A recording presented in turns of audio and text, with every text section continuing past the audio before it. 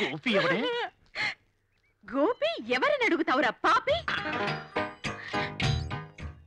10 సంవత్సరాల క్రితం గోపి నన్ను గాఢంగా ప్రేమించేవాడు. నన్ను ప్రేమించమని నా వెంట పడేవాడు. అప్పుడు అహంకారంతో నా గోపి ప్రేమను తిరస్కరించాను. ఆ తర్వాత మళ్ళీ గోపి కనిపించలేదు. బహుశా గోపి ఇలాంటి చోట ఎక్కడో దూకి ఆత్మహత్య చేసుకుని ఉంటాడు.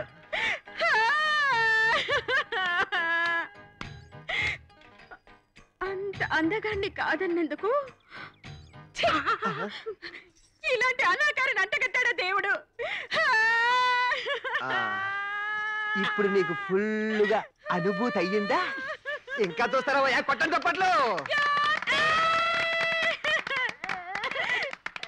ఆపండి మీ చప్పట్లు గోల.